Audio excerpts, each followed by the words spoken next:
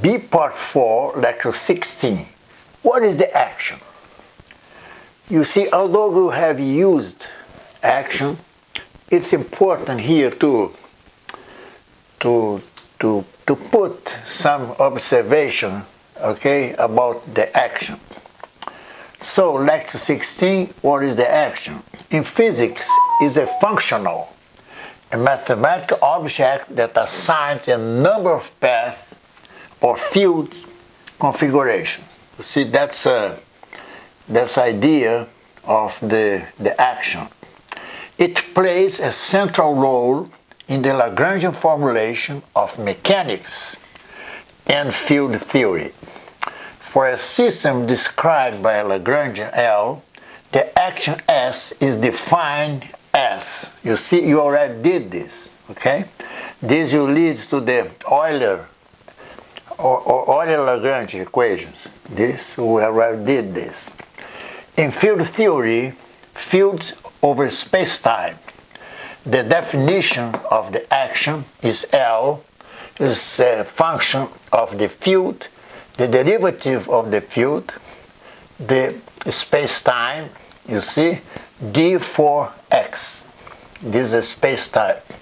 Attention now, phi, the field, can be a scalar, a vector, a tensor, and phi is scalar, is a zeroth order tensor. Vector is one order tensor, and second order tensor, and so on. So that's for the space-time. Now, phi denotes a field.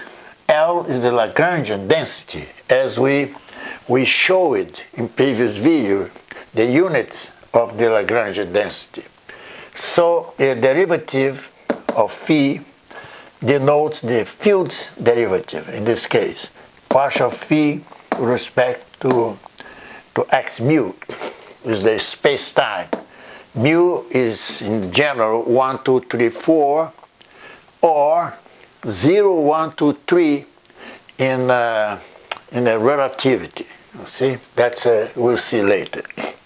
So, physical systems evolve in such a way that the action is stationary, usually minimized or extremized, as we did exactly to derive the Euler-Lagrangian equations. And also via another theorem, symmetry of the action leads directly to the conservation laws. As you see, time invariance leads to energy conservation, and space invariance leads to momentum conservation. You see, now we are prepared, okay, to get into the proof of the Noether theorem. You see, that's important remarks about what we have been done. See, that's it.